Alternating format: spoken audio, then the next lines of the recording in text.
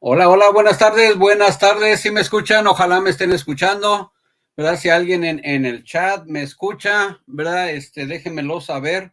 Hola, buenas tardes a todos los que están en el chat. ¿Sí me escuchan? Anaquín García Vélez, ¿sí me escucha, brother? Perfecto, perfecto. Pues buenas tardes, soy Héctor Vera, ¿verdad? Ex ministro de la secta mafia La Luz del Mundo, ¿verdad? Fui pastor de oficio por 23 años en la secta mafia La Luz del Mundo. No estoy orgulloso de ello, ¿verdad? Para mí es una vergüenza, ¿verdad? Que haya estado 23 años en la secta mafia La Luz del Mundo. Más sin embargo, doy mi nombre, doy la cara porque, ¿verdad? Queremos que todo mundo conozca qué es la luz del mundo, cómo se desarrolla esta secta. Y en esta tarde tenemos un invitado especial, nuestro amigo y hermano Carlos Arciniega, ¿verdad? Que nos va a hablar acerca de la historia de la secta La Luz del Mundo. Fui diácono de la secta, yo bautizaba, presentaba, ¿verdad? Tenía muchas funciones dentro de la organización religiosa, ¿verdad? Que tiene por nombre La Luz del Mundo, que más que luz son tinieblas. En esta tarde, ¿verdad? Me contactó mi amigo Carlos, ¿verdad? Ya nos habíamos puesto antes, ¿verdad? Para que, ¿verdad? Se le dé lectura a algunos puntos importantes, ¿verdad? Porque la historia de la secta La Luz del Mundo está muy, unos dicen una cosa, otros dicen otra, pero vamos a platicar en esta tarde un momento. Le voy a dar la bienvenida a mi amigo Carlos Arciniega. Bienvenido, mi hermano, este es su canal. ¿Qué tal, Héctor? Buenas tardes. Buenas tardes. ¿Me escucha bien? Sí, clarito, clarito, brother. Ok, qué bien, Héctor. Bueno, es muy importante, más que nada, voy a iniciar un poquito con el inicio de lo que es el origen de la fe del señor Eusebio. Yo creo que la historia a grandes rasgos, pues él nació en 1896 en Colotal, Jalisco, eso ya lo sabemos todos. Sí. Estudió sus estudios primarios en Tlaltenango, Zacatecas, termina sus estudios, a los 14 años se enlista en el ejército bajo las órdenes del general Marcelino García Barragán. Lo más interesante de esta historia, pues más que nada es que se conozca el origen real de lo que es la Iglesia La Luz del Mundo. Ellos provienen desde Agapito Soto. O sea, voy a contar un poco de cómo Agapito Soto evangeliza a los famosos. En la historia de la, de la Iglesia Apostólica de la Fe en Cristo Jesús los llaman los profetas chamagosos, de ahí salió que el pastor Gamaliel los estuviera llamando así también. Entonces, les voy a platicar sobre estos dos profetas. Estos dos personajes influyeron en la formación de grupos, estamos hablando de Saulo y Silas, influyeron en la formación de grupos que más tarde llegaron a integrarse a la Iglesia Evangélica Cristiana Espiritual IS. Los verdaderos nombres son Antonio Muñoz y Francisco Flores. El primero es originario de Zacatecas y el segundo de Nombre de Dios Durango. Ambos eran de denominación católica de buena posición económica que unidos por la amistad decidieron realizar un viaje de negocios a Nuevo Casas Grandes, Chihuahua, donde tuvieron oportunidad de escuchar a un predicador que respondía al nombre de Agapito Soto de la Iglesia de la Fe en Cristo. La doctrina expuesta por este predicador hizo mella en Antonio Muñoz y Francisco Flores, los cuales recibieron el mensaje renunciando a su antigua religión y bienes materiales y fueron bautizados por este varón a mediados de 1924. Pocos días después, para que ellos aprendieran, pocos días después lo suficientes para que ellos aprendieran de su padre en la fe algo de doctrina y también los vicios de este predicador como sueños, visiones y revelaciones que fueron autorizados por él para predicar donde fueran pasando, llegar, llegar a Villa de Dios y de allí Se dedicaron a evangelizar a sus habitantes e incluso se atrevieron a interrumpir la celebración de una misa en la parroquia del pueblo, logrando con ello una gran arremetida de los católicos, pues con grande violencia los expulsaron del referido templo. De ahí, dejando las provisiones que había en la tienda de Silas en manos de los pobres y salir con rumbo a Torreón. Los vecinos, quienes aún recuerdan a tan legendarios personajes que se habían vuelto locos habiéndose dejado crecer el pelo y la barba, se habían ido a pie por la carretera de los Albores en los albores de agosto de 1924. Algunos habitantes de la ciudad de Torreón, Coahuila, vieron llegar a estos dos personajes de raro aspecto, uno de pelo liso, algo más bajo de los hombros y barba larga, el otro ondulado y grande, la cabeza también de barba grande y abundante, y otro de pelo ondulado, abultándole grandemente la cabeza. Sus vestidos, aunque sucios, incluían sacos de buen vestir, su calzado de pelo lacio, botas tipo militar, y el de pelo ondulado, simples guaraches. El aspecto de ambos causaba extrañeza y cierto respeto. Su forma, su forma de hablar llamaba la atención de los habitantes de la ciudad. Se proclamaban profetas de Dios, y sus argumentos doctrinales eran la sanidad, el ungimiento con aceite y el don de lenguas y el descansamiento, entre otros.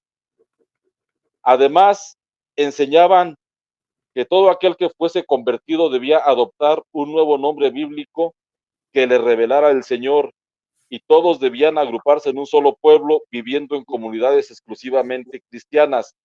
Yo pienso que de ahí viene el hecho de que Eusebio se cambió el nombre Sí, por el bautismo, y el hecho de las comunidades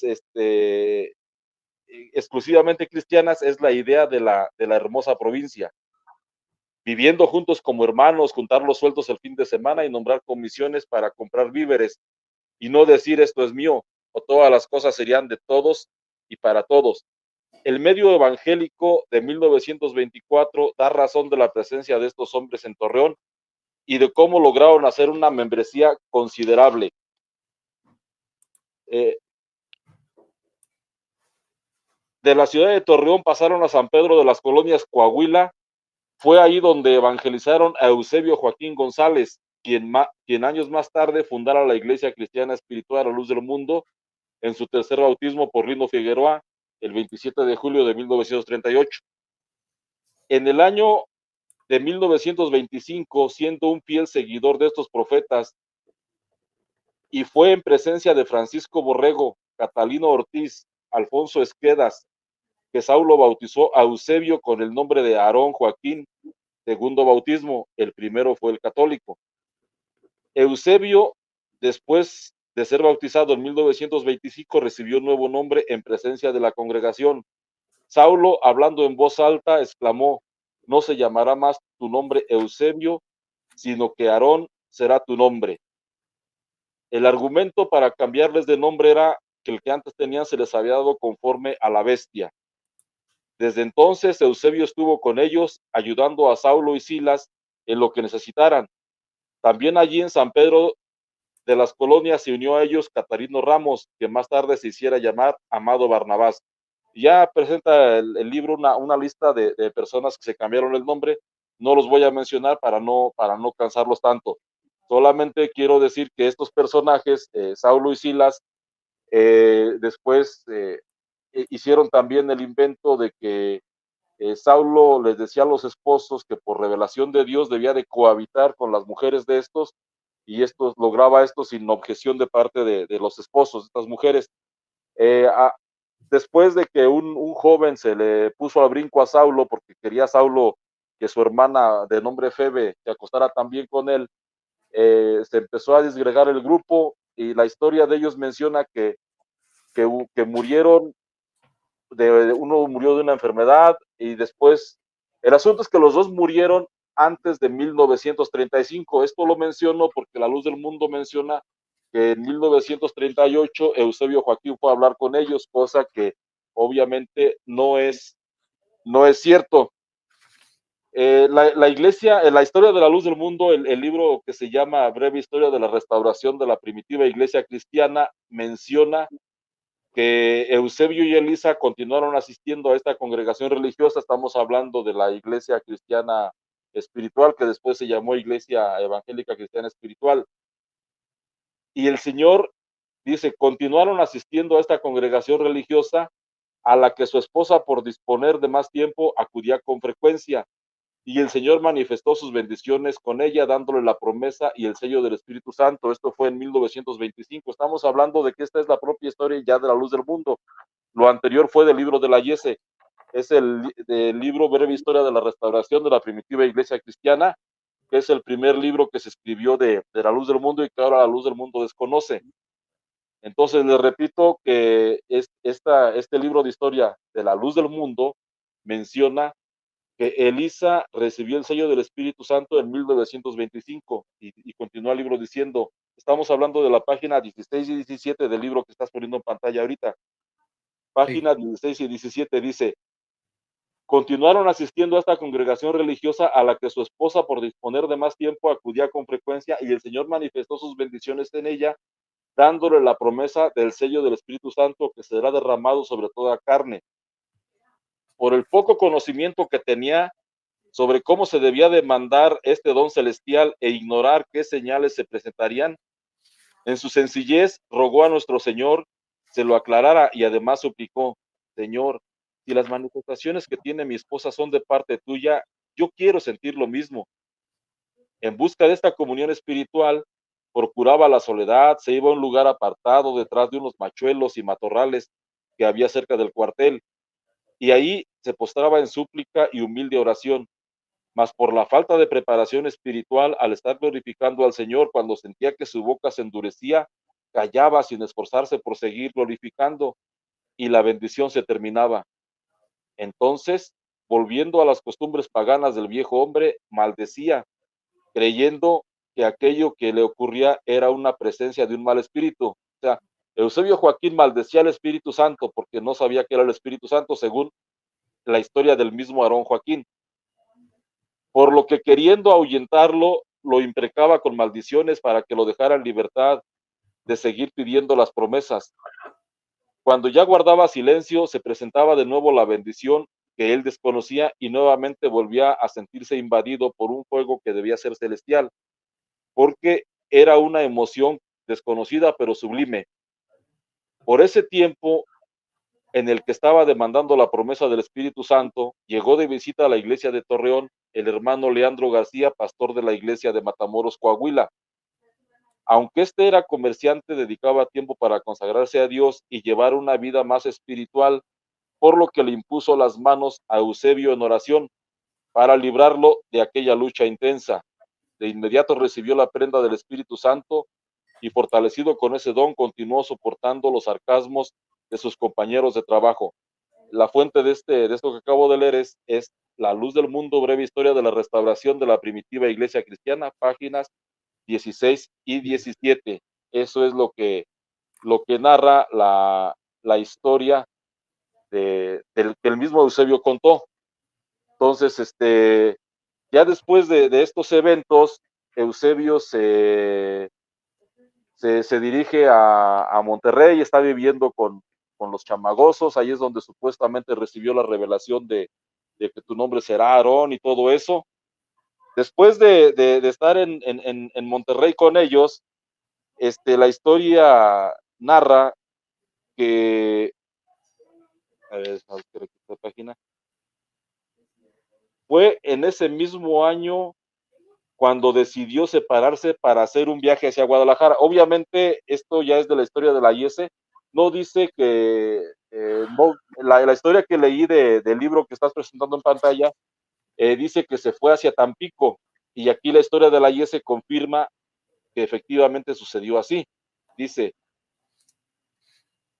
fuentes fidedignas relatan de la llegada de Eusebio a Tampico como en los meses de octubre y noviembre de ese 1926. Y estuvo en mi casa hospedado por unos cuantos días juntamente con su mujer y una muchacha que iba con ellos, la cual se llamaba María Jasso. De ahí pasó a la colonia Morelos y estuvo en casa del hermano Cesario Zavala pocos días. Lo primero que hizo fue visitar la casa de oración de la Iglesia Cristiana Espiritual del Golfo, la cual pastoreaba Catarino Ramos, el mismo que se hacía llamar Amado Barnabás y que conocía muy bien a Eusebio.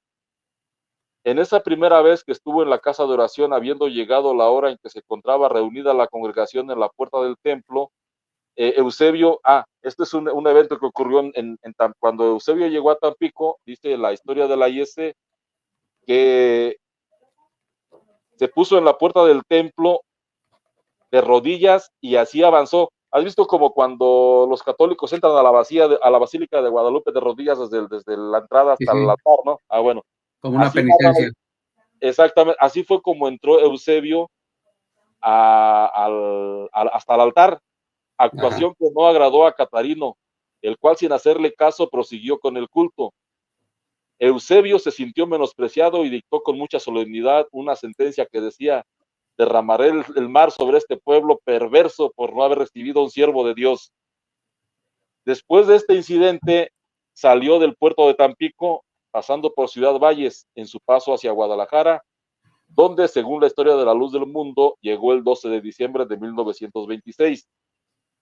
Ahí se dedicó a combinar el trabajo de evangelismo con el trabajo material para subsistir. Se dice que vendía libros, aunque con muchas dificultades a causa del arraigo católico de la población tapatía. Logró levantar una iglesia en 1931. Esta iglesia llegaba al número de 106 miembros. De esto ya estaba enterado el hermano Francisco Borrego, pues Eusebio sostenía correspondencia con él, ya que los lazos ya que los unían lazos fraternales desde 1924 y 1925, dado que se habían formado juntos cuando convivían en la región lagunera. La región lagunera es toda la zona de Torreón, Coahuila, Gómez Palacio, Durango, Lerdo, Durango, San Pedro de las Colonias. A eso se le conoce como región lagunera por quienes no conocían. En una de sus correspondencias, el hermano Borrego invitó a Eusebio para que asistiera a la convención en Torreón para incorporar oficialmente la obra bueno, aquí dice la iglesia, pero otras fuentes dicen que es lo que era la obrita de Guadalajara, al Consejo Mexicano. Fue así como se le encuentra en Torreón leyendo el informe que da de sus actividades evangelísticas durante la primera sesión de la Convención General del Consejo de la Fe Apostólica celebrada en Torreón, Coahuila. Esto es muy importante porque hasta antes de lo que voy a mencionar, Eusebio no tenía ningún puesto ministerial oficial, no era ministro.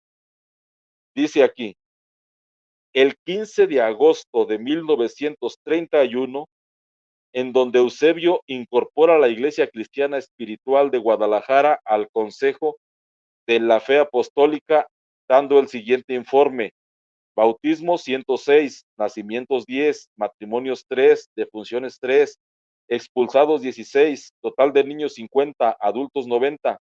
Con esta información queda registrado él como pastor de la misma, a la vez que da a conocer el cuerpo administrativo de dicha iglesia presentándolos como candidatos para el ministerio de ancianos. Ellos fueron los hermanos Jesús Chávez y Rodolfo Garibay. Durante la estancia de Eusebio Joaquín en Torreón, se hospedó en casa del hermano David Albas Cisneros. Bueno, de ahí me voy a brincar un poquito porque no es tan relevante esto. Dice, aparte, los apoyados brincaron. Tanto el cuerpo ministerial como la iglesia allí reunida se llenaron de alegría al saber que había un numeroso grupo de creyentes de la Iglesia Cristiana Espiritual en la Perla Tapatía. O sea, Eusebio levantó en 1931 la obra para la Iglesia Evangélica Cristiana Espiritual en Guadalajara. Y Eusebio fue nombrado encargado de esa obra, de esa iglesia de Guadalajara, pero de la IS. Sigue diciendo, y ante esta congregación un hombre valiente y esforzado en la propagación del Evangelio, junto con su distinguida esposa Elisa Flores. halló en la convención de Torreón motivo para alabar a Dios, y no solo los ministros, sino también la congregación. Guadalajara era bendecida por medio de Eusebio Joaquín, nombre con el que quedó registrado en aquella convención. No quedó registrado como Aarón, todavía no, no se llamaba Aarón, quedó registrado como Eusebio Joaquín, como pastor de la IES el 15 de agosto de 1931. Sin embargo, la historia registra la triste situación de la iglesia de aquella ciudad, ya que sin ser mandamiento de Cristo y apóstoles el prohibir los instrumentos musicales, ni el de aceptar sueños y revelaciones, esa iglesia tomó el camino que chocaba frontalmente con el marco doctrinal definido por el Consejo de la Fe Apostólica, que era el cuerpo dirigente de la iglesia cristiana espiritual. Eusebio no se sujetó al consejo de lo que los ministros le entregaron en el nombre del Señor, ni aún conociendo perfectamente la doctrina cristiana. Cuando recibió la visita del hermano Borrego, lo presentó ante la congregación como su padre en el Evangelio, aunque al parecer en esa ocasión la iglesia recibió la predicación del hermano Borrego. Eusebio repudió toda dirección del Consejo de la Fe Apostólica. La constancia de tal acontecimiento quedó registrada en el informe que rinde Francisco Borrego de su viaje y entrevista con Eusebio Joaquín en Guadalajara, Jalisco, llevada a cabo el 15 y 16 de octubre de 1936, presentado en la convención celebrada en la ciudad de San Luis Potosí, celebrada el mes de septiembre de 1937. O sea, en esa convención expulsan a Eusebio Joaquín y a todo el grupo de Guadalajara, no solamente a Eusebio, sino a toda la iglesia de Guadalajara, los expulsaron de la IES.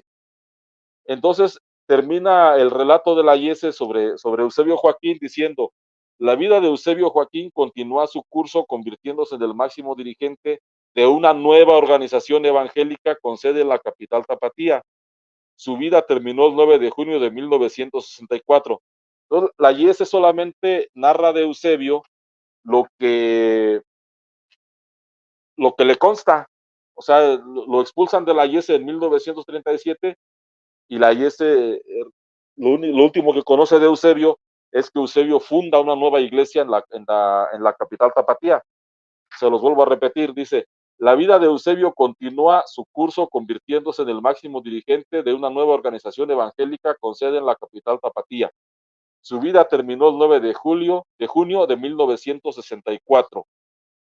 Entonces, eso lo narra la historia de la Iglesia Evangélica Cristiana Espiritual, que en esos tiempos solamente se llamaba Iglesia Cristiana Espiritual.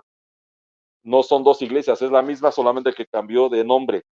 Ahora les voy a leer un fragmento de la Iglesia del Buen Pastor, del esbozo histórico del Buen Pastor. Esto lo narra el hermano José María. Dice: por algún tiempo el hermano Aarón estuvo en comunión con la Iglesia Cristiana Espiritual, pues en algunas ocasiones llegó a concurrir a las convenciones que celebraba dicha iglesia en Torreón, Coahuila, y en el año de 1937 fue visitado por el hermano Francisco Borrego y otro hermano de apellido Botello, en su carácter de supervisores de la obra, pues ellos deseaban conocer el estado de la iglesia referente a la doctrina y disciplina establecida en la misma.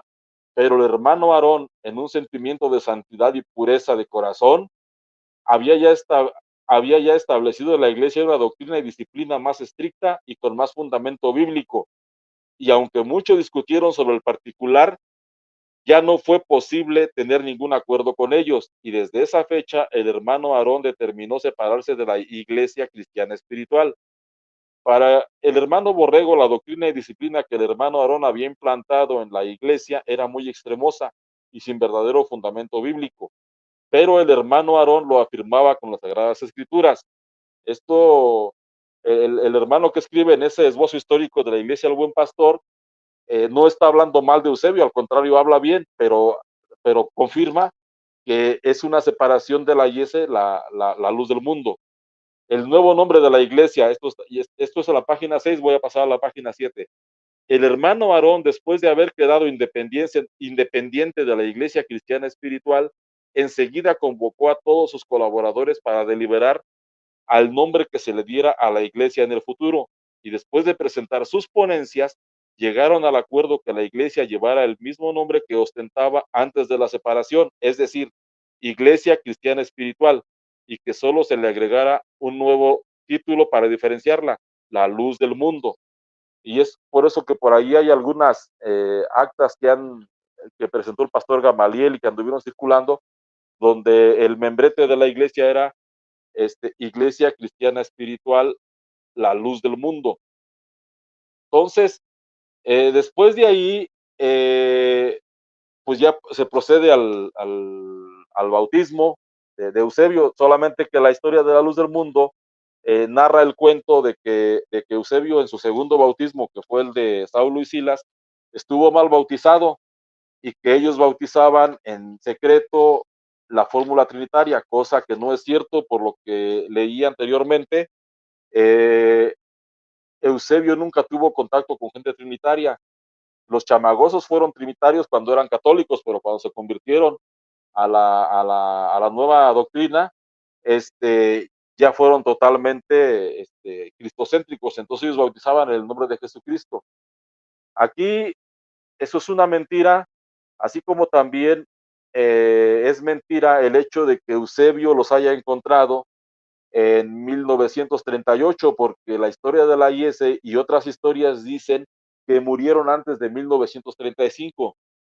Les voy a leer solamente lo que es el tercer bautismo de Eusebio, que esto ya es de la propia historia de Eusebio, que es la luz del mundo, breve historia de la restauración, de ese libro de Chávez. Exactamente ahí, lo que está en esa hoja, lo subrayé, dice, escogió pues el hermano Aarón a Lino Figueroa para que lo bautizara, a él y a la hermana Elisa, y enseguida a su familia. De inmediato él bautizó a todo el cuerpo ministerial, y así ya hubo pastores que bautizaran a toda la iglesia, lo cual aceptó con agrado. Cuando el siervo de Dios explicó estas cosas, los invitó a obedecer, dejándolos en libertad de aceptar según su conciencia, fe y entendimiento. Este bautismo se efectuó el 27 de julio de 1938 en la casa de oración de la calle 46. Es el tercer bautismo del señor Eusebio Joaquín, porque el primer bautismo es el bautismo católico, el segundo bautismo es el que le administraron los señores Saulo y Silas, y el cuarto bautismo, perdón, el tercer bautismo es este que le administró Lino Figueroa. La versión de la luz del mundo, que es el libro que estamos viendo ahorita, es breve historia de la restauración de la primitiva iglesia cristiana, comprueba que la iglesia materialmente inició en 1938, porque en 1939 se construyó el primer templo de la luz del mundo. Y eso está en la página 92 del libro La luz del mundo, breve historia de la restauración de la primitiva iglesia cristiana, que se dice que es ¿cómo se llama? Lo que está escrito en ese libro, Eusebio Joaquín se lo dictó a Chávez y Herrera. Dice, el hermano Aarón consagra el primer templo de la luz del mundo. En 1939 se construyó la casa de oración de la calle 12 de octubre, número 824, y en la Santa Cena que se celebrara el 31 de diciembre, el apóstol de Dios la consagró al Señor. La última Santa Cena que se conmemoró en este lugar se verificó el 31 de diciembre de 1940. Las siguientes se efectuaron en el templo sede de la hermosa provincia. Y aquí ya vamos a entrar un poquito a lo que es la situación de 1942, porque ya después se brinca hasta ahí la historia, la historia de la luz del mundo. Estamos leyendo la propia historia de ellos, que es la luz del mundo, breve historia de la restauración de la primitiva iglesia cristiana. 1942 fue un año de pruebas y adversidades que la iglesia sufriera, pues un grupo de inconformes lograron llevar consigo aproximadamente 250 almas de la iglesia de México, de Cuautla, de Cuernavaca, de Ciudad Madero y de San Pedro Toltepec. Estos, instigados por un grupo de colaboradores que habiendo sido distinguidos con el ministerio, se corrompieron, causando tristeza a toda la iglesia que veía cómo haciendo gala de ingratitud estos hombres réprobos y falsos, abandonados por Dios, hacían su división definitiva los días 23 al 28 de agosto, manifestándose de esta manera también aquellos que desde el principio estaban para ser desechados por Dios. O sea, desde allí empezaban ellos a ofender ya a la gente y a tratarlos de falsos. Sí. Ellos, fíjate, aquí lo que me llama, voy a brincarme a la página en 93, después te mando por WhatsApp el libro, si no lo tienes, creo que ya te lo envié, y todos los libros que he leído te los mando por WhatsApp. Perfecto, brother, sí, mándamelos. Y ya tú se los envías a quien te los solicite. Sí. Dice, siguiendo el camino de Caín, religiosos, pero según su propia voluntad, sirviendo a Dios a su modo y volteándose en contra del hermano y aún su padre, cayendo en el error de Balaam por ganancia deshonesta y perecieron en la contradicción de Core. Dice, por aquí estaba no creo que no, a ver, bueno, me voy hicieron ellos la comparación de cuando hubo un problema en el tiempo de Moisés. Dice, negando así la autoridad del apóstol, quisieron usurpar un lugar dado por Dios, lo cual no es posible según el libro de Hebreos capítulo 3, versículo 4. Ninguno toma para sí la honra, sino el que es llamado de Dios como Aarón. Mucho tiempo, y Dios, al igual que en aquellos tiempos del profeta Samuel, desechó a aquellos que el profeta había creído eran los ungidos, escogiéndolos así desde un principio, había designado para este fin. Al fin debía ser apóstol de Jesucristo como Aarón. Ellos en un tiempo quisieron comparar a Eusebio Joaquín con el hermano de Moisés. ¿Sí me entiendes cómo está la Sí. situación ahí? Bueno, ahora voy a darles lectura como ya estamos en 1942, que fue cuando se hizo la separación, lo que les acabo de poner es la versión de La Luz del Mundo. Ahora les voy a leer la versión del esbozo histórico del Buen Pastor, página 16. Dice, por esta época, gracias a la actividad evangelizadora de nuestros hermanos, creció tanto nuestra iglesia, hablando concretamente y en especial de la iglesia de Vallejo. Estamos hablando de que la iglesia del Buen Pastor todavía está narrando ahí cuando fue el crecimiento, pero de la iglesia evangélica cristiana espiritual a la que ellos pertenecían. Dice, de manera que ya no cabían en los templos. Estos acontecimientos serían por el año de 1942. En ese mismo año, cuando en puntos doctrinales empezamos a escuchar que vendrían falsos profetas y falsos doctores, y de estos saldrían de su mismo pueblo, por eso nos exhortaban para que estuviéramos apercibidos y alertas y que oráramos mucho. Esta clase de enseñanza la escuchamos aproximadamente por 2 meses. Estuve escuchando el testimonio de la señora Elisama Sosa y el testimonio de la hermana, de la esposa del pastor Ana Mari, ¿cómo se llama? Bueno, que Eusebio Joaquín se hacía acompañar de mujeres desde aquel tiempo. Entonces, dice, este es otro redactor, no es en el mismo libro, pero eso es el testimonio de otro pastor. Dice, y aconteció que nuestra hermana Teresa, esposa de nuestro pastor y hermano José María, llegó de Guadalajara y le platicó a su marido que Joaquín Aarón, obispo gobernante, si observa no lo llamaban apóstol, de nuestro movimiento por aquel tiempo se le había festejado su cumpleaños con muchos regalos, que se le habían cantado cantos en su honor, no obstante que nuestra doctrina dice cantar alegres a Dios y no al hombre, así como también no acepta la idolatría hacia los mortales. De los cantos que se cantaron fueron 569, 570, 566, 561 de los himnarios que utilizan los denominados de la Luz del Mundo. No sé si más o menos hasta ahí van más o menos captando cómo va la situación.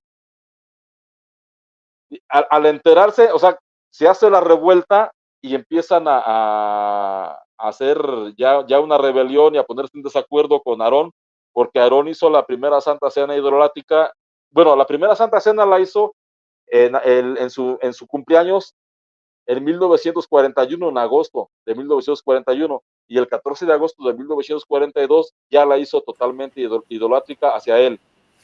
Dice la página 18, casi al final de ese mismo libro: al enterarse Joaquín Aarón del acontecimiento que causó aquí en la Ciudad de México, entre todos nosotros, la celebración de su cumpleaños, y que no estábamos de acuerdo, le mandó decir al hermano José María de su próxima visita. Esta fue el 26 de agosto de 1942 y que llegaría en tren por la noche.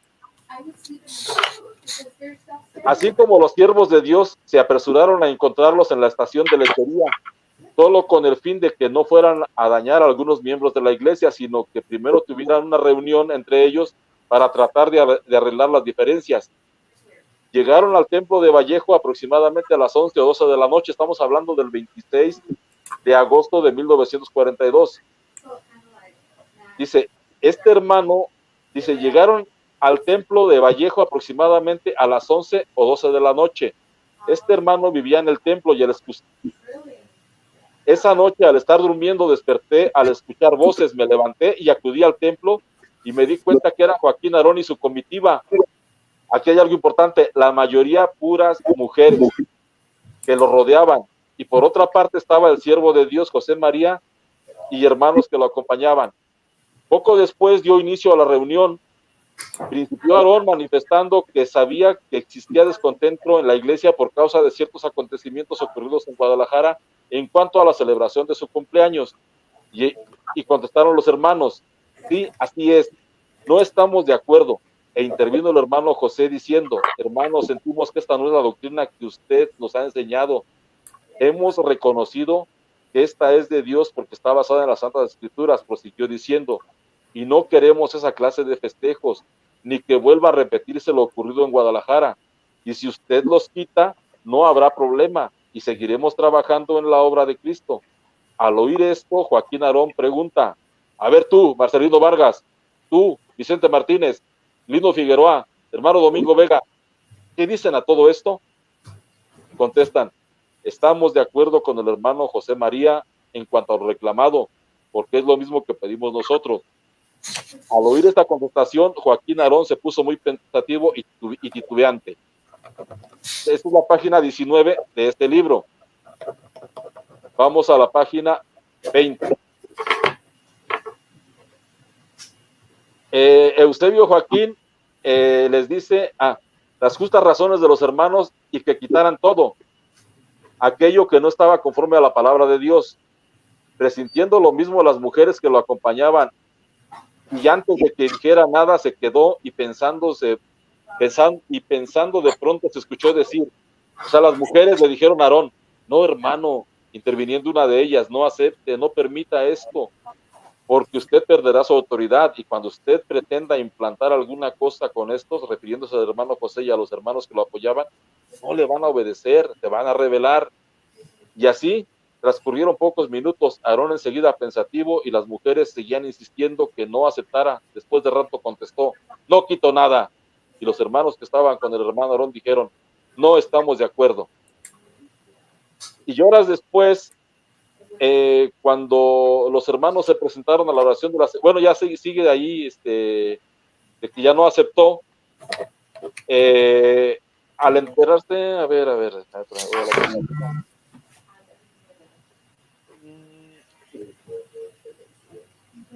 me voy a brincar. Bueno, después ya Eusebio se regresa a Guadalajara, ya fue el 27 de agosto, que quedan definitivamente las 7 iglesias que formaron el Buen Pastor, separadas de la luz del mundo.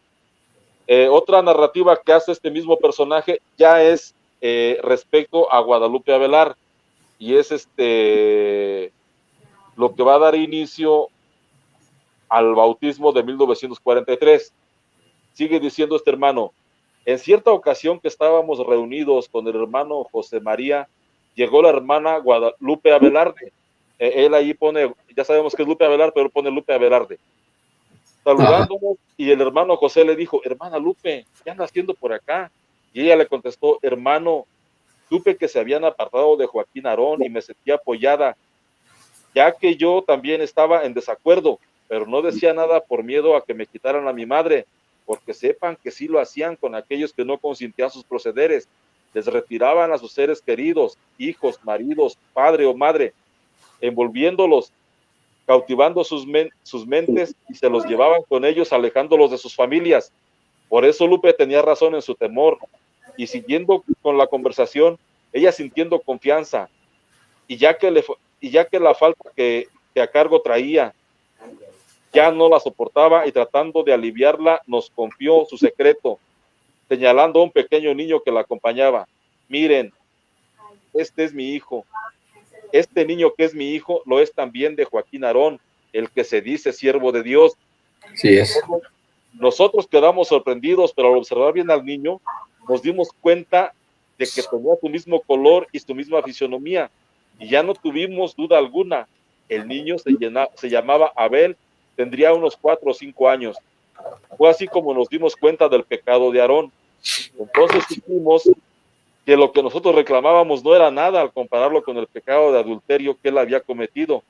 Después supimos que seguía cayendo y cometiendo actos fuera de la doctrina, enterándonos que urdió un nuevo bautismo, porque como el hermano que lo había bautizado se quedó con nosotros, que era el hermano Lino Figueroa, cometió un error mayor al bautizarse solo, ya que ni Cristo lo hizo. O sea, que él se sintió mayor que el Señor.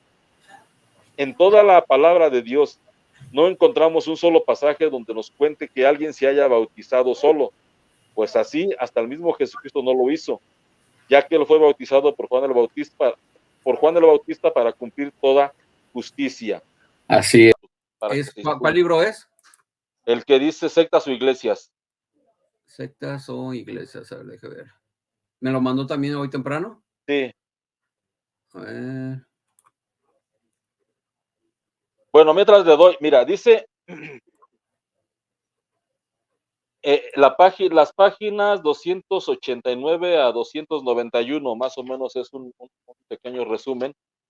Dice: en este ambiente tan poco evangélico apareció el 26 de diciembre de 1942 otro escrito en el que se acusaba directamente al hermano Aarón de haber ultrajado a una joven entenada de su mismo padre, o sea, su hermanastra, Su hermanastra. llamada Guadalupe Avelar. El periódico consigna que el líder se la había llevado desde los 13 años. Yo aquí le puse una anotación al libro. En realidad la niña tenía 11, no tenía 13 años, porque según el testimonio del hijo de Guadalupe Avelar, y no, más bien del nieto de Guadalupe Avelar, ella dice que él nos comenta que Guadalupe nació en 1924 y su papá, que fue Abel Joaquín Avelar, nació en 1936. Entonces estamos hablando de que cuando quedó embarazada tenía 11 años por Eusebio. Sí. Ok. El periódico consigna que el líder se la había llevado desde los 13 años, así dice el libro y así lo voy a leer, aunque en realidad tenía 11, a su casa para adoctrinarla. Pero además de esa meritoria labor, al parecer la inició en los caminos de la sexualidad, supuestamente con acuerdo de su mujer, Elisa Flores.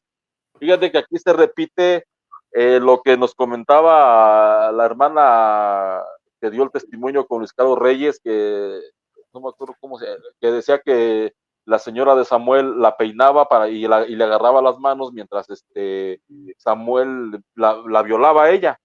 Y hay Marta Mesa. Bueno, yo no quería decir el nombre, pero ya lo dijo. Sí.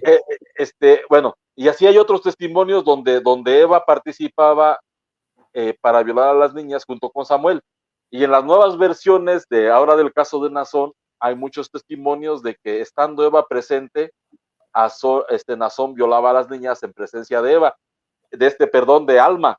Entonces aquí la nota de este libro de Helio Masferrer, que es un señor muy serio, dice: con acuerdo de su mujer, Elisa Flores. O sea que con acuerdo de su mujer violó a la niña Guadalupe Avelar.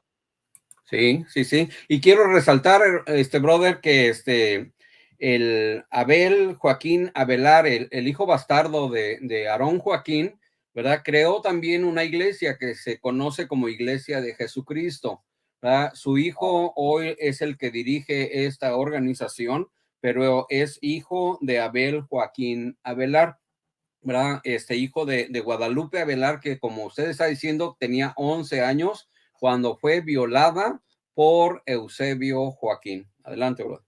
Mas una vez que quedó embarazada, según el testimonio de la afectada, la mujer de Aarón le proporcionó ciertos bebedizos, pero no pudiendo conseguir el objeto que se proponían y temerosos de que el temeroso el pastor de las consecuencias del escándalo entre los feligreses, se llevó a Lupe hasta la población de Tapachula. Una vez que tuvo el hijo, Guadalupe volvió a Guadalajara. A su regreso provocó las amenazas de muerte de Aarón, por lo que la joven y su madre decidieron presentarse ante el Procurador de Justicia del Estado para levantar un acta. Esto es un resumen de lo que aparece en la nota, porque el encabezado de la nota que apareció el 26 de diciembre dice: un pastor es acusado ante la justicia. Con engaños ultrajó a una joven y posteriormente amenazó con asesinarla. Entonces, ese es el periódico El Occidental de Guadalajara, 26 de diciembre de 1942. Sigue diciendo el libro de Helio Masferrer Khan, que se llama Sectas o Iglesias. Eso está en la página 289 a 291. Dice: en marzo del año siguiente, que es 1943, asumió el cargo de gobernador de Jalisco el general Marcelino García Barragán, el que Aarón, cuando solo se llamaba Eusebio Joaquín González, había servido en el ejército, según el texto de Ibarra. Se dice que llegó a ser el encargado de dar el tiro de gracia en los fusilamientos. ¿Le sirvió la gobernatura de García Barragán al ungido, siervo y elegido de Dios para callar las acusaciones en su contra? Aquí quisiera leer un poco algo. Hay un libro en internet que se llama Los inicios de Aarón Joaquín, escrito por David de la Luz. Voy a leer un poquito nada más el resumen de qué relación tuvo Eusebio Joaquín con Marcelino García Barragán, así bien rápido. Adelante, brother. Ok. Tras la toma de Zacatecas por la División del Norte del Ejército Constitucionalista en 1914, Eusebio Joaquín fue reclutado a los 18 años en hay unas historias que hablan de que Eusebio nació en 1898. Esto confirma que nació en 1896, porque tenía 18 años en 1914 y murió en 1964 a los 66 años. Nació en 1896. En un principio, por su incapacidad y falta de destreza, le asignaron el trabajo de cadete mandadero de oficina en Sonora. El año 1915, Eusebio se dio de alta en el 33º Batallón y es ascendido a sargento segundo. Allí conoce al que fuera teniente Marcelino García Barragán y al subteniente Alejandro Cuevas Gómez, bajo las órdenes del maestro normalista y teniente coronel Paulino Navarro, quien enseñaba a los soldados a leer y escribir en sus ratos libres. Es en el estado de Sonora donde Eusebio Joaquín fue expuesto por primera vez a la intolerancia y represión contra católicos e indígenas. El gobernador interino de Sonora, que en ese entonces, general Plutarco Elías Calles, que contaba con el apoyo logístico de Estados Unidos, modificó el artículo 36 de la Constitución de Sonora para quitarles los derechos de ciudadanía a quienes no fueran partidarios del ejército, constitucionalista. A las tribus yaqui y tribus mayos ordenó deportarlos a lugares de trabajo en el centro y norte del país. Confiscó el Seminario Conciliar Católico y en marzo de 1916 expulsó a todos los sacerdotes católicos del estado, acusándolos de simpatizar con el movimiento de Pancho Villa y el general Maytorena. El 33 Batallón del Ejército Constitucionalista, en el que militaba Eusebio Joaquín, fue parte de los diferentes contingentes enviados en apoyo del gobernador para reprimir la sublevación del pueblo yaqui. Marcelino García Barragán, con el 33º Batallón, participó en la defensa de la ciudad de Chihuahua, asediada por revolucionarios villistas, por lo que logró el grado de capitán segundo de infantería. De nueva cuenta, el 33 Batallón fue enviado en 1918 a someter al pueblo yaqui, que exigía se le devolvieran sus tierras. Por esas fechas, Eusebio Joaquín González fue asignado en 1918 y 1919 a los límites del estado de Michoacán y Guerrero, después Veracruz donde Marcelino García Barragán vio nacer a su primera hija. Marcelino García Barragán consiguió el grado de capitán primero y después el grado de mayor de infantería en 1920. Ese mismo año, Marcelino García Barragán contrajo matrimonio en Guadalajara y es enviado por el entonces general Paulino Navarro al colegio militar, mientras que Eusebio, ahí fue donde se separaron en 1920, de 1915 a 1920 anduvieron juntos, mientras que Eusebio Joaquín lo envió a Ciudad Juárez a laborar como celador en las corruptas aduanas del norte de México. La corrupción era tal que llamó la atención del presidente electo Álvaro Obregón, refiriéndose a la corrupción con la famosa frase: ¿quién aguanta un cañonazo de 50,000 pesos? En esa época se formaron movimientos políticos que probablemente influenciaron a Eusebio Joaquín González, entre ellos las alianzas entre bolcheviques mexicanos evangélicos y el propio gobierno, fomentando la difamación, privación de libertades y agresión contra los católicos. A tal grado llegó la propaganda anticatólica que se invadían templos para colgar banderas comunistas en ellos, asesinatos de católicos sindicalistas y actos de terrorismo en 1921, con bombas inclusive en la Basílica de Guadalupe y en la Casa del Prelado de Guadalajara y en la Ciudad de México. Todo eso andaba haciendo don Chevito antes de ser evangelizado. En 1943, Eusebio Joaquín fue encarcelado con un expediente criminal de 54 páginas con acusaciones tan graves como asesinato y violación de menores. ¿Te acuerdas que Nazón dijo que Eusebio fue encarcelado, ah? Sí, lo dijo. Ok, bueno. Estando en los separos de la policía, esto ocurrió ya en 1943, ¿eh? Sí. Estando en los separos de la policía, uno de los comandantes reconoció a Eusebio Joaquín como excompañero del reciente electo gobernador de Jalisco, Marcelino García Barragán. Se ordenó destruir el expediente, liberar a Eusebio y fue invitado a comer con el gobernador. Literalmente Eusebio recibió el poder, pero no divino, sino terrenal, bajo el protectorado y carta blanca del gobernador. Eusebio Joaquín González restauró la Iglesia Cristiana Espiritual Evangélica de Guadalajara el 18 de julio de 1943, al bautizarse solito. Este fue su cuarto bautismo y pasó a formar parte del corporativismo del revolucionario del partido del PRI.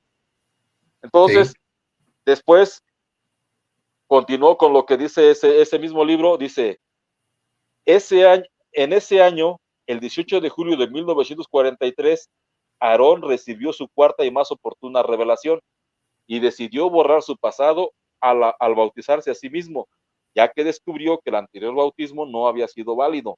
Acto seguido, invitó a sus seguidores a que en un acto de humildad recibieran el nuevo bautismo otorgado por él, acto simbólico de deslinde en el que Aarón se legitima y en el que dice, en el que resigna el post factum, haciendo mediar a Dios, una pugna que había configurado a partir de asuntos demasiado humanos, en los cuales la concupiscencia campeaba por los fueros. O sea, estamos hablando de que Eusebio, aparte de que se fue Lino Figueroa, invalidó el bautismo que había recibido de Lino Figueroa y fue cuando se bautizó a sí mismo. ¿Cómo estamos de tiempo, Héctor? Para leer ya lo último, que sería lo del bautismo revelado. Adelante, brother, adelante, sí.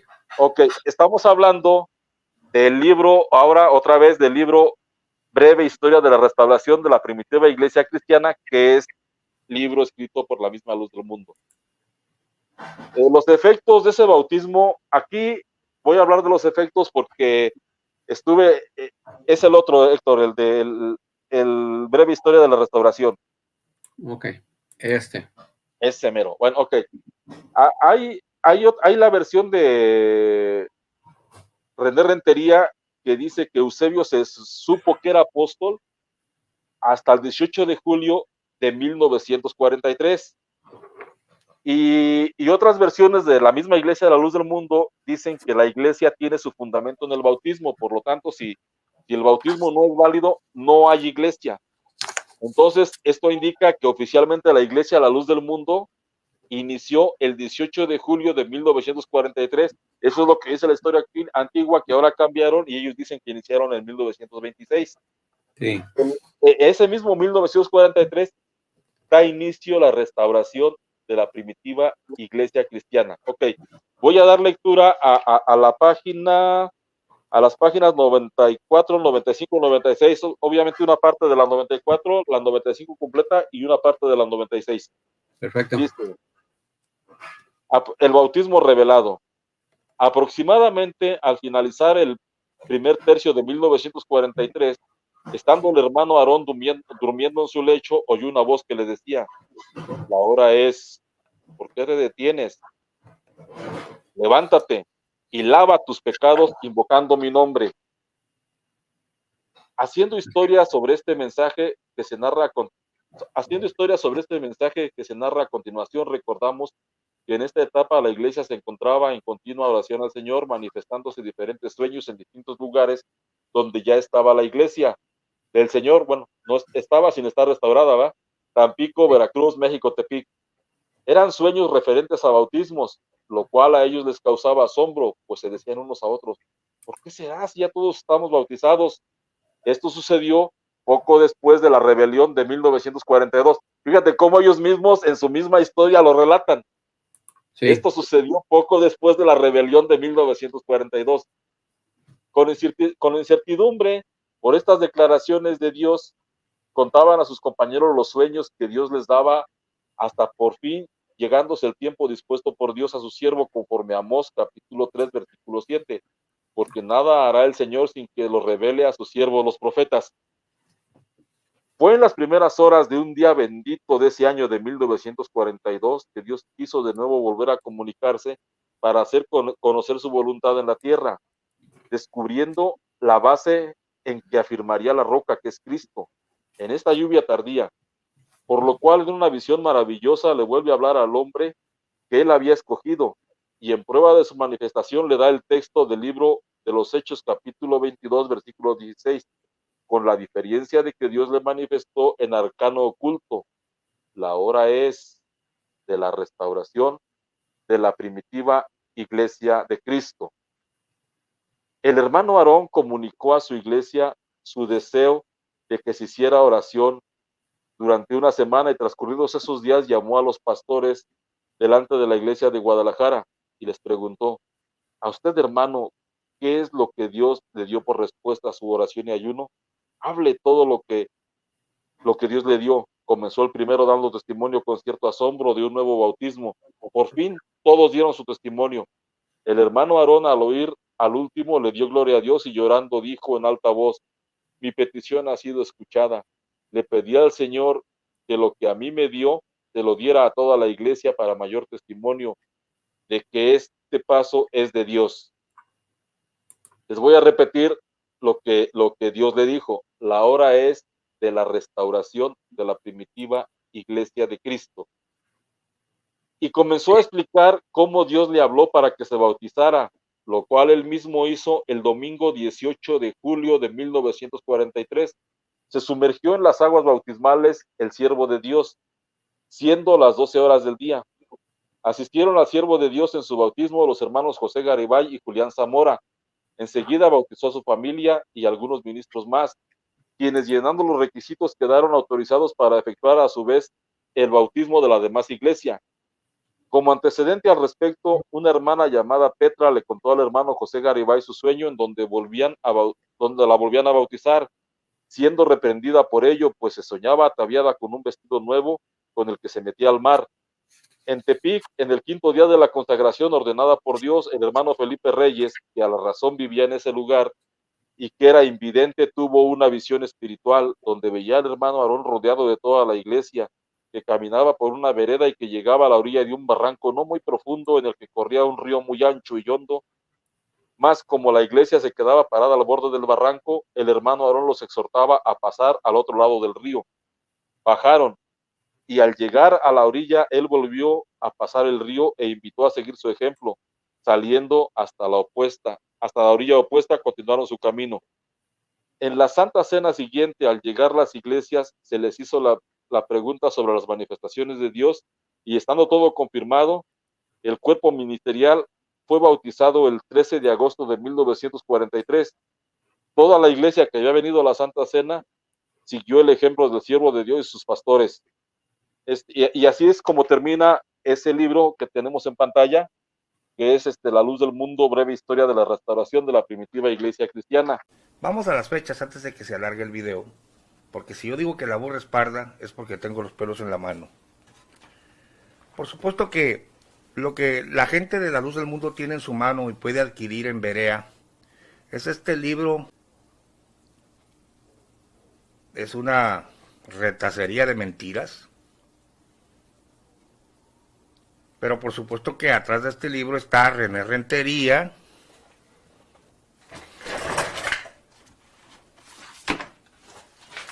que también muchos de los antiguos lo tienen, pero no lo leen, ni siquiera se han dado cuenta que los han engañado. Pero Chanfle, Cáspita, Zambomba, Recorcholis. Atrás del de René Rentería está el que le repartieron a los ministros y que yo lo tengo en mi poder y que muy pocos feligreses los mundanos lo han visto. Y este es el que te voy a citar. Y Chanfle, Cáspita, Zambomba, tenemos el documento Zuli atrás. Las hojas que le repartieron a los pastores exclusivamente. Estamos hablando del libro de Berea original, página 118. Dice antes, bautizándose solo. El siervo de Dios se invadió de una enorme sorpresa. En su profunda reflexión entendió, comprendió, interpretó el carácter absoluto de la orden de Dios.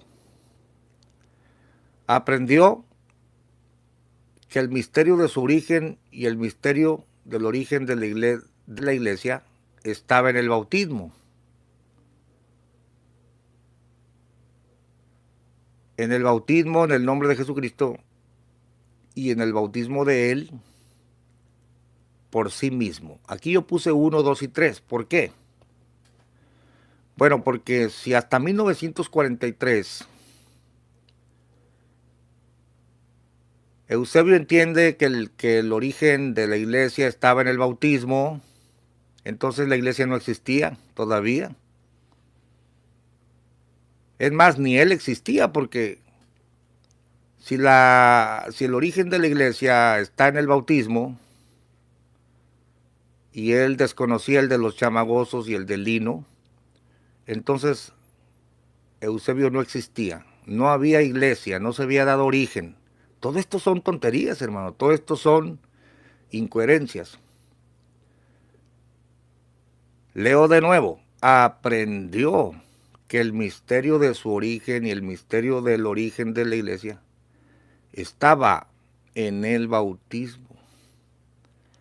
En el bautismo en el nombre de Jesucristo y el bautismo de Él por sí mismo era principio y cimiento de una nueva generación de creyentes. Se dijo, este es el principio de mi fe. Ah, muy convenientemente, ¿no? Desconozco al lino que se fue al otro bando. Todo lo que los chamagosos me enseñaron no es cierto. Yo aquí principio, pero ya soy apóstol. ¿Cómo vas a ser apóstol si ni siquiera tienes el fundamento? Había sido llamado por Dios, probado por Dios, guiado por Dios, y ahora su bautismo había sido ordenado por Dios. El bautismo del hermano Aarón.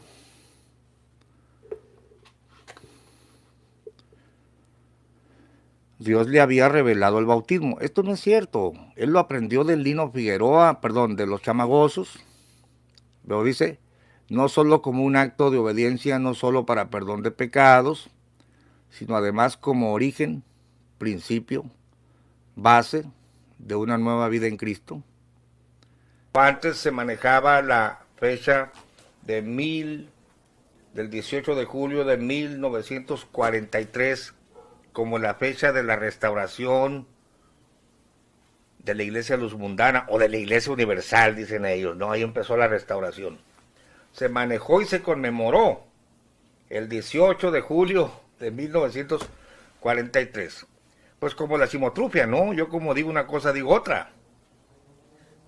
Imagínate tú al apóstol Pablo diciendo, iba yo por el camino a Damasco cuando de repente me rodeó una luz del cielo y una voz me hizo caer en tierra y me dijo, Saulo, Saulo, ¿por qué me persigues? Y escribiera su epístola, ¿no? O ahí en el libro de Hechos. Pero de repente mandara una carta a los Corintios. Figúrense que siempre no era el camino a Damasco. Era camino a Jericó cuando iba y luego iba solito, no iba nadie conmigo, nadie se dio cuenta de la visión y me tumbaron a tierra. Y no se llamaba Ananías, se llamaba Marcos el que me habló. Óigame, tú no puedes estar cambiando lo que te pasó. Si tú dices que Dios te habló, fíjate bien lo que te estoy diciendo. Si tú como apóstol o profeta dices, la voz me habló y me dijo que esta era la fecha de la restauración, que aquí empezaba la iglesia, pues afigúrate tú, chencha, vamos a poner esto en letras de oro y de aquí vámonos para adelante. No, siempre no, se me hace que la fecha era otra. Sí, hay una diferencia de 29 años entre una fecha y otra. Afigúrate tú, chencha, no empezó la restauración de la iglesia luz mundana o universal, porque ellos dicen que son la verdadera iglesia, la única. Siempre no empezó en el 43, sino que empezó desde el 26, afigúrate tú, chencha. Hermanos, y en las dos fechas el indio Eusebio dice que Dios le dijo eso. Estamos hablando de un mentiroso, estamos hablando de un manipulador, pero yo te lo voy a demostrar con sus propios documentos en este video. Mira.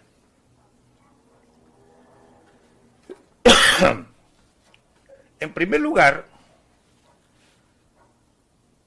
el Elías iba a restaurar todas las cosas. Voy a citarte las cartas de Samuel Joaquín, el hijo del supuesto restaurador, el Elías, que para los mundanos el Elías que había de venir es Aarón Joaquín González, el indio Eusebio.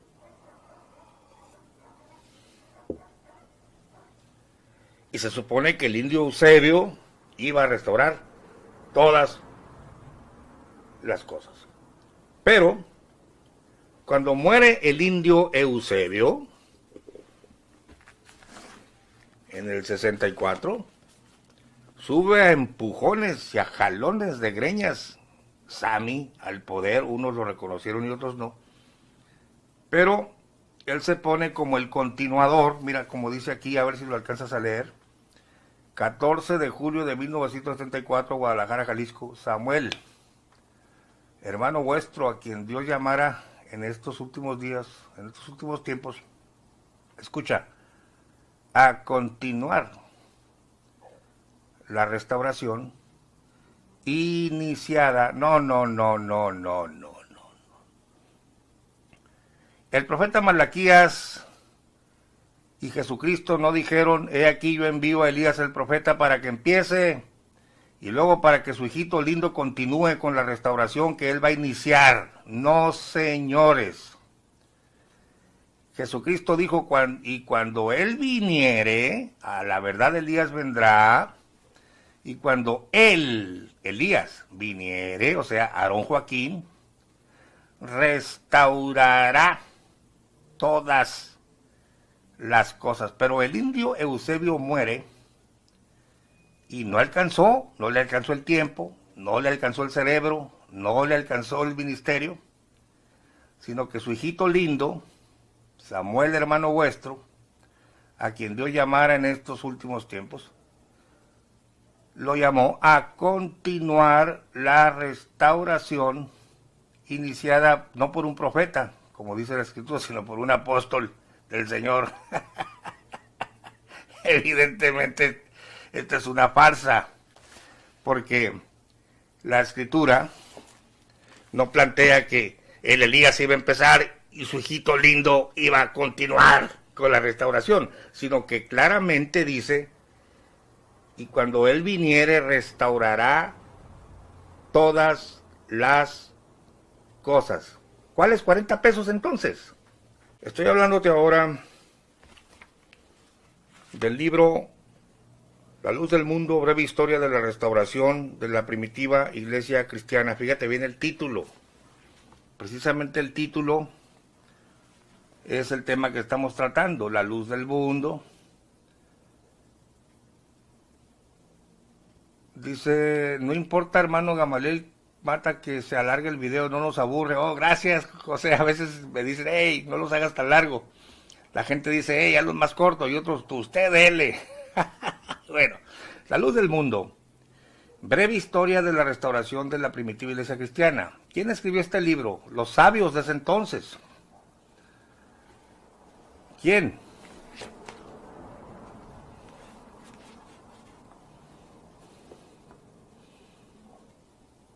R.B. José Julián Chávez Cuevas, que era cuñado de Samuel Joaquín, muy ilustrado según esto en las escrituras, y R.E. Alfonso Herrera García. Este libro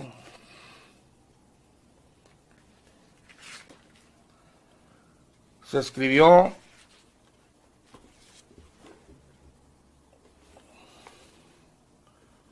la presente edición es para uso exclusivo del cuerpo ministerial de la Iglesia de la Luz del Mundo. Se prohíbe la reproducción total o parcial de esta obra. Primera edición, agosto de 1976. Fíjate el año. Impreso en Editorial Las Tablas de Moisés, Guadalajara, Jalisco, México. Y ahí empieza, ¿no? Pero quiero que notes que el libro te está diciendo, nosotros, la luz del mundo, somos la iglesia de la restauración. Este es el título del libro. Y cuando ya te hace todo el relato, obviamente finaliza dándote la fecha, cuando según ellos, la voz de Dios se oyó y empezó la restauración de la iglesia de Jesucristo en la tierra, ¿no? Oh, hermanos, qué engaños tan grandes. Y el título de este cierre lo tenemos en la página 94, con el bautismo revelado. Esto te lo tengo que poner en pantalla, porque tú no tienes el ejemplar. Aunque yo ya lo subí a la web, en PDF, lo puedes descargar. Mira.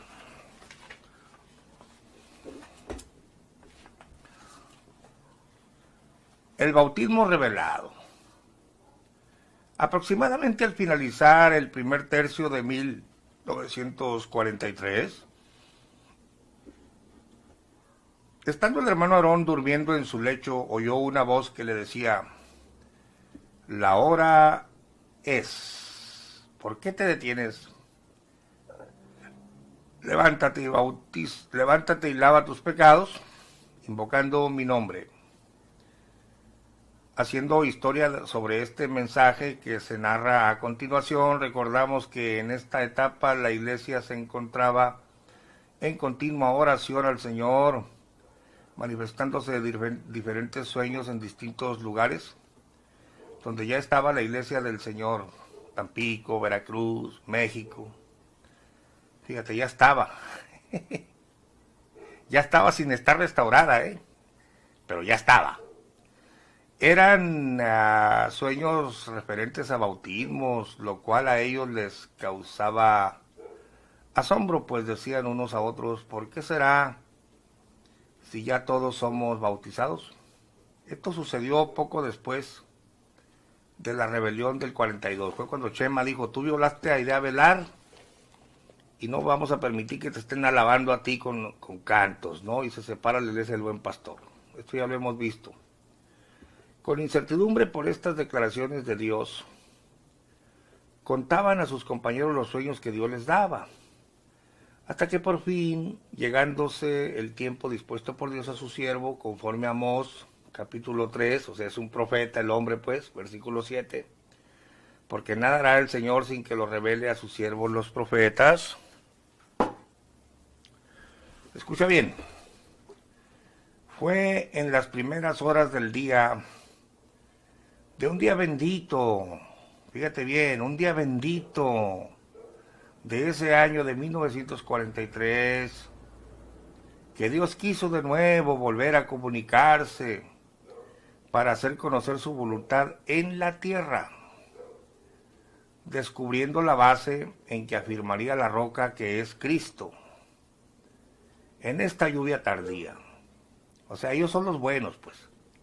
Por lo cual, en una visión maravillosa, le vuelve a hablar al hombre que él había escogido, y en prueba de su manifestación le da el texto del libro de los Hechos, capítulo 22, versículo 16. Escucha bien, hermano. Con la diferencia que Dios le manifestó, mira cómo dice, ¿quién se lo manifestó? Dios. Con la diferencia que Dios,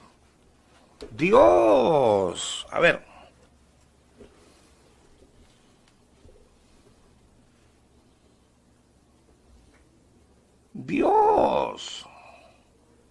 Dios le manifestó, a Aarón pues, Dios le manifestó en arcano oculto. Mira lo que le dijo Dios. ¿Qué le dijo Dios?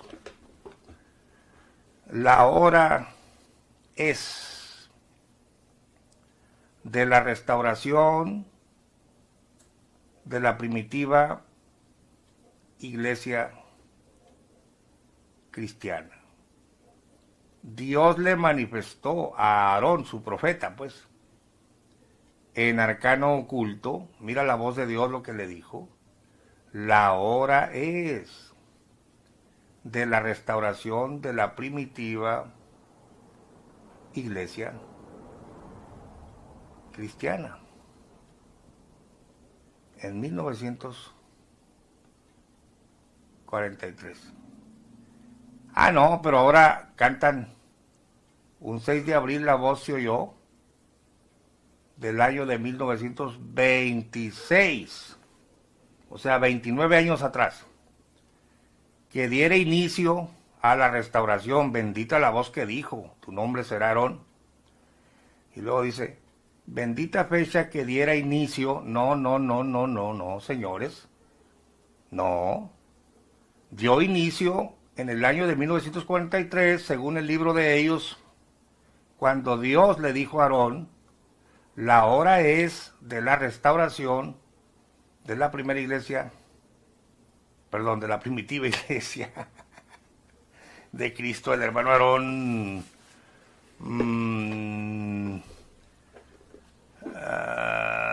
comunicó a la iglesia su deseo de que se hiciera ayuno, ¿verdad? Y ya, Julián Zamora y todos, pues, figúrate tú, Chencha, yo me voy a bautizar solito. Y ya, se bautiza solito. La fecha antigua, que según Dios le dijo a Aarón, fue el 18 de julio de 1943. Y era la fecha que se conmemoraba como la fecha o el inicio de la restauración de la iglesia cristiana primitiva, o sea, la luz del mundo, que dicen que son ellos los restaurados, y con ellos empezó todo el show. Pero no vayas a creer que es poca cosa que le hayan dado estos libros, esta edición para los ministros, y esto es lo que enseñaban por muchos años, y es la fecha que conmemoraban. No vayas a creer que solo en el libro hay vestigios. Ahora vamos a las cartas de Sammy, que tanto lo veneras y que tanto lo admiraste y que ni cuenta te diste que te jugó el dedo en la boca. A ver, un engaño de 29 años de diferencia, caramba, peor que la chimotrufia, ¿no? Yo como digo una cosa, digo otra, no importa, ustedes sigan para adelante. A ver, mira,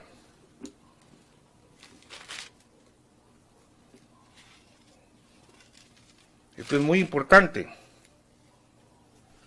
Ahora te voy a leer la carta de Samuel Joaquín del 20 de julio de 1976.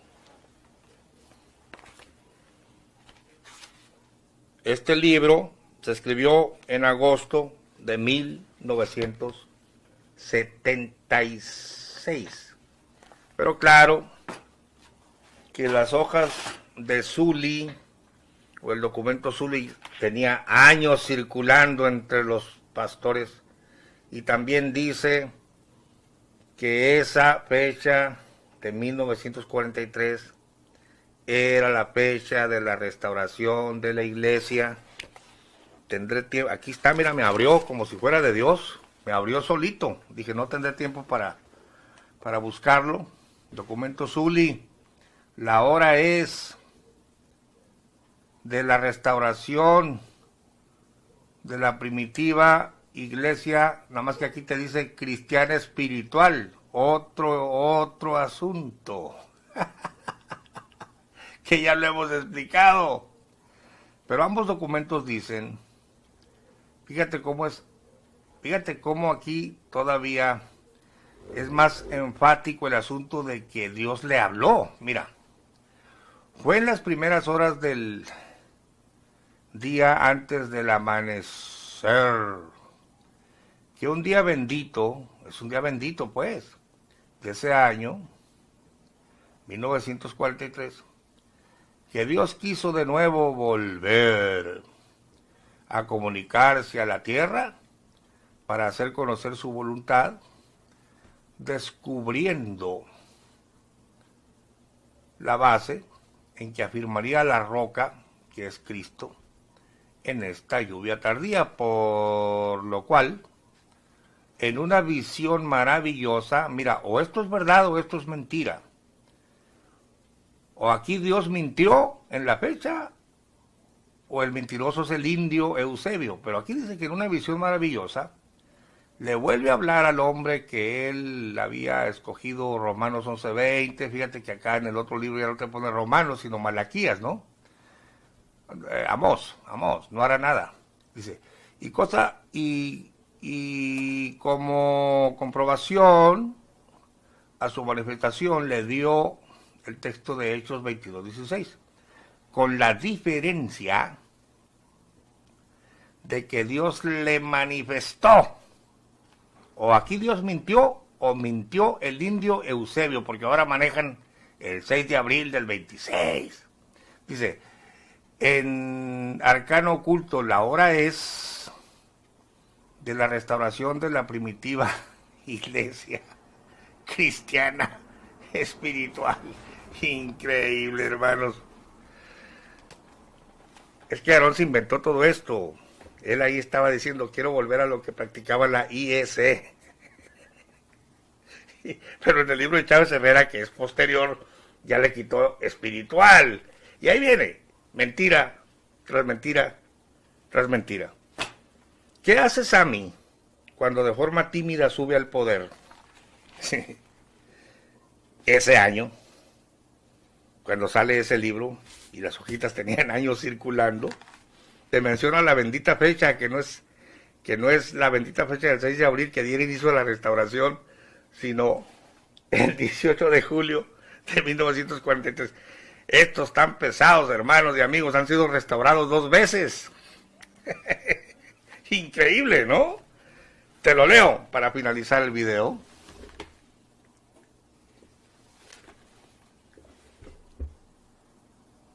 ...20 de julio de 1976... Guadalajara, Jalisco. Samuel, llamado por Dios para continuar la obra de restauración. Ya dijimos que Jesucristo no dijo, Elías vendrá y restaurará una parte de las cosas y su hijito lindo va a continuar con la obra de restauración, y cuando se muera su hijito lindo seguirá su nietecito lindo. No, señor, no. Pero bueno, él según viene a continuar la obra del profeta que no logró continuar, que no logró restaurar todas las cosas como decían las escrituras de la primitiva iglesia cristiana, ¿no? A los santos redimidos por la reconciliación otorgada en Cristo Jesús, gracia y paz del Señor sea en vuestros corazones, sintiendo todavía el aleteo espiritual, que dejar en nuestros corazones el Espíritu de Dios, como creo lo habéis sentido vosotros en vuestro lugar. Escuche esto. Al recordar en estos días pasados la conmemoración, esto se conmemoraba, dada por Dios a su apóstol, nuestro hermano Aarón Joaquín, en la fecha memorable del día 18 de julio de 1943, con el mandamiento de Hechos 22:16, levántate y bautízate, lava tus pecados, invocando su nombre.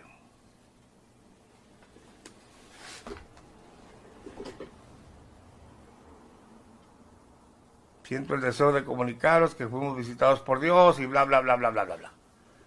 Pero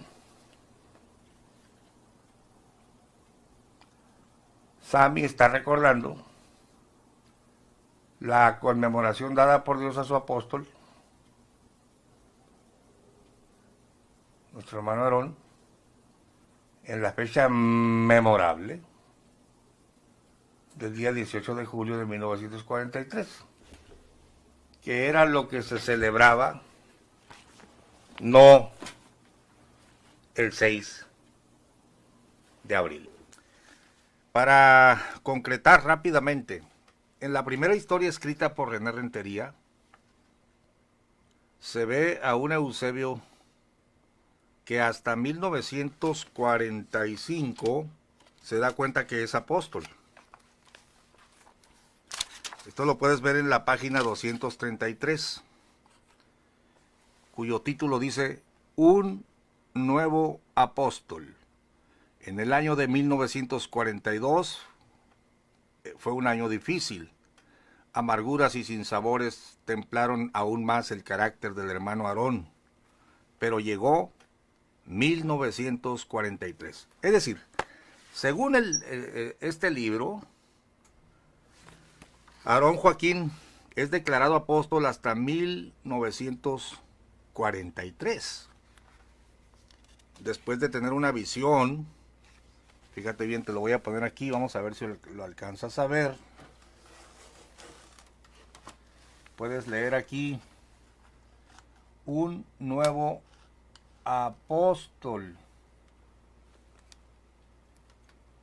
Llegó 1943 lleno de promesas y gratas esperanzas. En una visión los cielos se abrieron y miró.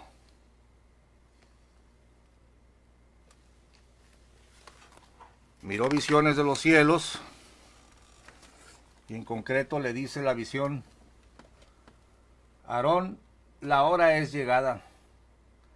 Levántate y bautízate, invocando mi nombre. Se sintió transportado, etcétera, ¿no? La visión desaparece.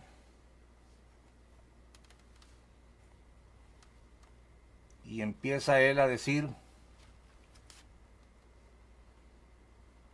había sido llamado por Dios, probado por Dios, guiado por Dios, y ahora su bautismo también había sido ordenado por Dios.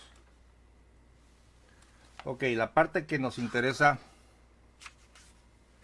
es cuando él se bautiza, y te aclaro a todos los oyentes que este ya era el tercer bautismo, o el cuarto bautismo de Aarón o de Eusebio, donde él se autobautiza.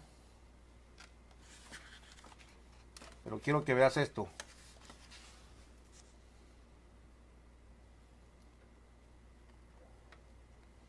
Dice: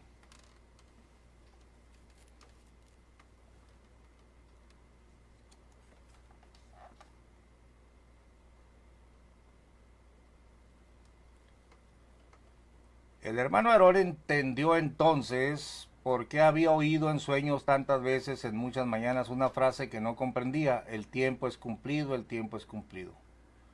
Y se preguntaba desesperadamente: ¿qué significa? No entiendo. Hoy estaba claro, interpretó la validez del bautismo en toda su dimensión. No significaba solamente un acto de obediencia ni un símbolo de perdón de pecados. Este bautismo era origen, principio, base, fundamento, del cual dependía el cimiento del edificio espiritual que él había construido. Escuche bien, hoy se autorizaba. Yo le puse una nota porque ahí le insertaron en la edición corregida unas frases diferentes. Qué éxtasis lo invadió, qué emoción inenarrable. Dios le dijo: bautízate invocando mi nombre. Era una frase singular que solo corresponde a un linaje, a una jerarquía espiritual, a un apóstol. Y él había recibido esa orden. Fíjate bien. Repasó la instrucción palabra por palabra, se estremeció, un frío sudor cubrió su rostro y una honda preocupación lo invadió de repente. Anteriormente ni él mismo advertía que el apostolado continuara después del apostolado de Pablo. Sin embargo, esa era su realidad. Pon atención a esta frase. Al saberse apóstol, o sea, él se supo apóstol hasta 1943.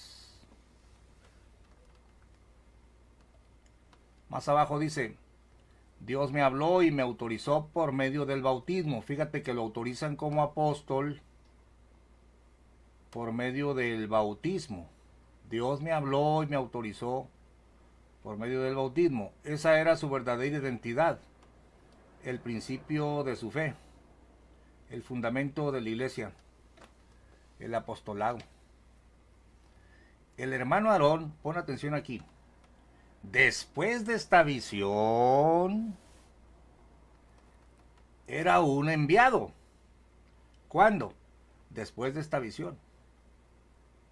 Representante, embajador, enlace y unión entre Dios y la iglesia. Apóstol. Qué dimensión tan profunda. Qué responsabilidad. Ahora predicaría con mayor ahínco. Se entregaría, etc. En pocas palabras, en 1997, Samuel Joaquín manda a escribir la historia de Aarón. Ya te leí en otro video donde el libro está autorizado. Los grandes personajes, los licenciados y los ministros de aquel entonces, pastores renombrados entre ellos, autorizaron el material. Y en este primer libro se ve a un hombre que se convierte en apóstol después de su cuarto bautismo hasta 1943. Pero la doctrina de la elección se fue modificando, fue tomando forma. Después, Samuel Joaquín desecha este libro, manda a recoger los ejemplares, pero es imposible que se pierdan 10,000 ejemplares y yo me hice con uno de ellos. Libro Sectas y Religiones. Si lo puedes comprar, cómpralo. De Helio Masferrer Can, editorial Plaza Valdés, página 289. 5 pesos mensuales para el automóvil del director de la secta, o sea, para Aarón. Prometer no usar corbata, no concurrir a bailes. Y a las madres se les obligaba, fíjense, a repudiar a los hijos si estos han sido arrojados de la secta, o a los hijos a maldecir a sus madres si éstas han desobedecido ¿a quién? A los dirigentes. Sí, pues si no creo en la elección, eres basura, eres cangrena, eres hijo del diablo, eres un tumor, eres una víbora. Increíble, ¿no? Estos son los amargos frutos de un claro cisma. El reportero agrega que 10 templos se han separado en diferentes partes de la República, está hablando de la iglesia del Buen Pastor, a raíz de los acontecimientos mencionados. Una nota posterior del 30 del mismo mes alude al conflicto en la colonia La Nueva Luz, pues una de sus partes se resistía a salirse de la colonia y aseguran sus miembros que por esa razón han recibido amenazas de muerte. Bueno, pues aquí ya es la carne en toda su expresión. Esto no es el evangelio, hermanos, esto es una secta perniciosa peleando los derechos en un gueto. ¿Quién te manda a meterte a un gueto tipo nazi para entrar en una represión? No, Señor te libre de esas cosas, ¿no? En este ambiente tan poco evangélico, es lo que estoy diciendo, esto no tiene nada que ver con el evangelio, apareció el 26 de diciembre otro escrito en el que se acusaba directamente al hermano Aarón de haber ultrajado a una joven, entenada de su mismo padre, es decir, su papá se la prestó a Aarón, más o menos tendría 12 años la niña, llamada Guadalupe Avelar. Esta que ven en la foto, déjenme ver a ver si podemos acercarla. Mire, de mirada tierna. Ella fue Guadalupe Avelar. Se la encargaron a este viejo cochino que está aquí, el hermano Aarón. Está medio negro, no sé si lo alcances a ver. Y se metió con ella y engendró a este que está aquí abajo. Mira, el vivo retrato. Que después se dijo el mismo apóstol, el adulterio. ¿Se parecen? Por eso dijo Chema cuando lo vimos al niño, ¿no? Pues igualito, ¿no?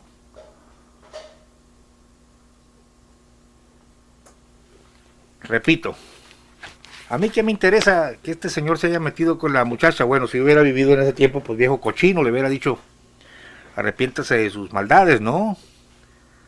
De su alevosía. Pero ahorita me interesa que la gente de la luz del mundo entienda que no son inmaculados, no son semidioses, no son tus salvadores, son hombres comunes y corrientes que han encubierto sus pecados, pero que al final de cuentas están siendo expuestos por el dedo de Dios, por la mano de Dios, porque lo que hiciste en oculto será dicho desde los terrados, dijo el Señor. Bueno, sigo leyendo.